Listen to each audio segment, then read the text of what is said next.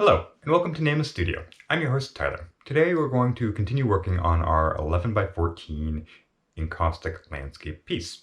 So why don't we just go ahead and dive right in today. Okay, so we're going to start out today, overall today we're going to be doing a lot of little detail-oriented work. Yesterday I had said that I wanted to smooth out all the little layers that we had been putting down, just so that once we put more layers on top, the wax isn't going to start to sort of mold itself to those sort of crevices and bumps and things like that that it tends to. We want a nice smooth surface so that nothing sort of started to build too much over top of another thing. But now we're actually going to go back in and just do a lot of little scraping and marking to kind of give the feel and look of foliage and grass and kind of all those little marks and movements that you see in nature.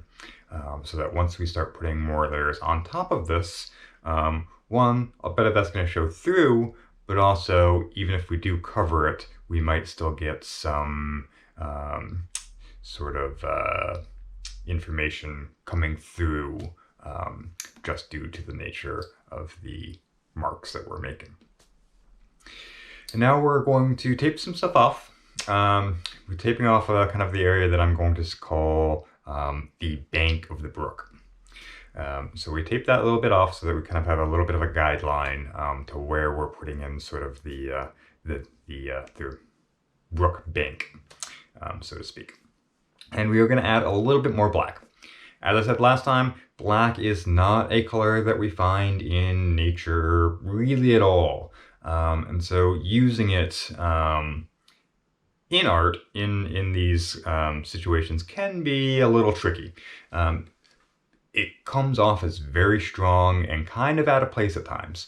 But we want something that gives a lot of contrast in direct opposition to a lot of the very similar tone greens and yellows that we're using. We want something to really be able to push back and say, oh, this is really background or this is really foreground. So we want that strong tonation that a black provides.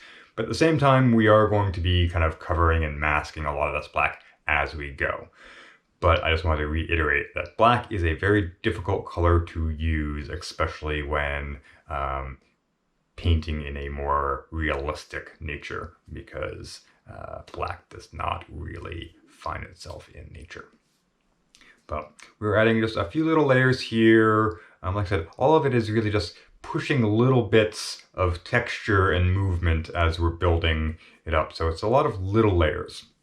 And if you notice, I haven't put this brush back over onto the griddle in quite some time. So the brush itself has cooled off quite a bit, making the brush give very, very short, extremely textured marks.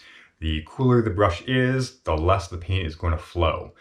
So you're going to get shorter marks, and those marks are actually going to be very bumpy and textured as well. So there's still quite a bit of paint on this brush, but because it has cooled, not much of that is transferring. So we're getting resistance from the coolness, and also just from the nature of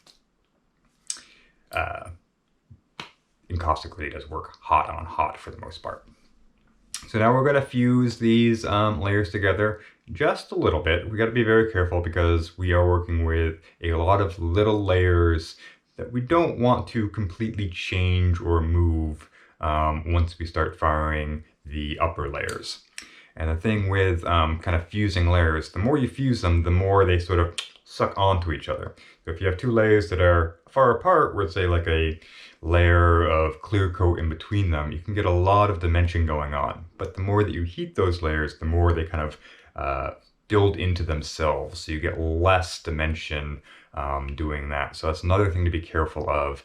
If you put too much heat, those layers start to, the depth starts to disappear, and it really starts to read again as one layer. So that can be a little tricky as well until you really get used to how much heat you're putting down layer per layer. So we just a little movement going on here to stretch out some of that pigmentation to give some interesting marks and movements. Like I said, we're at this point, we're really just kind of building in some brush, more or less. We still have an overall composition, but we're really at this point really just kind of putting in some objects and whatnot to sort of build out and flesh out the further we go. So even now, things are not quite coming together quite yet. It's still looking kind of spotty. Overall, you definitely have a spot of yellow, spot of black, spot of green. They're not mixing quite a lot yet, but we'll get there. This piece is going to be a bit different in the construction from a lot of the last stuff we've done. Instead of big sort of thinner layers, we're doing a lot of little layers with a lot of texture. So at this point, we've got a couple spots of black that really at this point are kind of standing out a bit, but they will get covered as we go. So not looking bad. Still has a long way to go.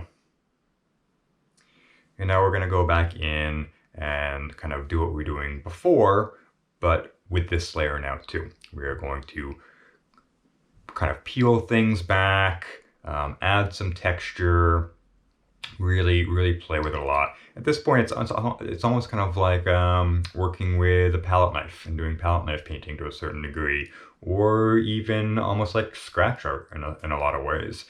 So long as you know what's underneath what you're doing, you can scrape stuff back or even just kind of move stuff around depending on how warm your substrate is when you go back to it with a knife. Again, the warmer it is, the more it's going to feel like butter as you're carving away with an X-Acto knife. The cooler it is, the more resistance and more difficult you're going to have trying to pull big chunks of layers away.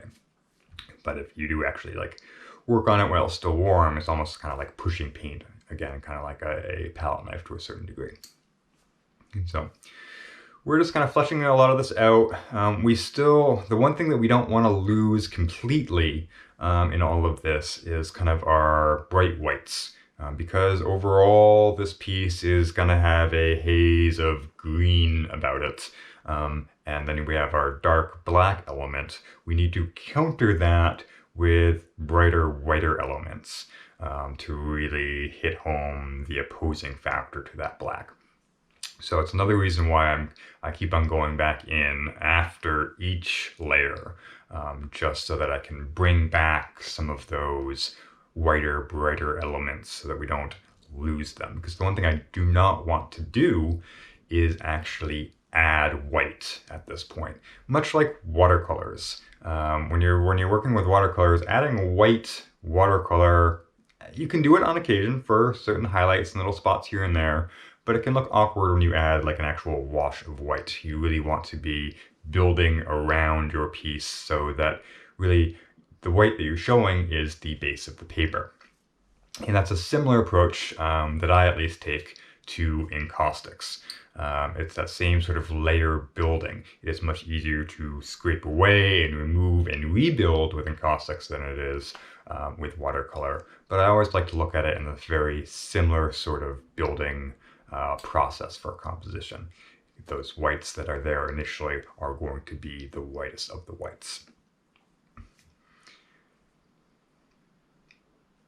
At this point, I've switched to a thinner X-Acto knife, mostly because I want to get even more thin lines, almost like tall grass elements going on here that you might not even notice at this point, even looking up close, but once we fill it with some other pigments, they're going to show up a bit more. So there's a lot of little detail work right now that will build into other things as we start putting down other layers. So always a thing to keep in mind when working with encaustics is it's a very layered process, and depending on how you approach each layer can affect either the base layer or the new layer that you're working upon in all different sorts of ways. So at this point, I'm bringing back a bit of that black right now because the contrast between that yellow and the black was quite harsh. So I needed to add some whiter, brighter elements around that black to sort of add just another degree of tonation going on there. And now toning back the other black element down on the shore side down here too. They're very harsh. Even with over layering, these blacks are going to come across as quite strong. So the most I can do to mitigate that, the better.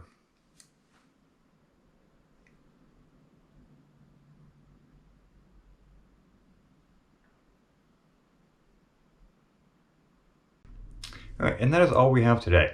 I know it doesn't seem like we made much progress, but on pieces like this, once we put another couple layers down, it's really going to all start to come to fruition and start to gel. But for now, again, it's mostly just putting in a lot of detail and a lot of texture. So if you enjoyed this video, please give it a like. And if you'd like to see more like it, subscribe to Nameless Studio. I've been Tyler, and until next time, be seeing you.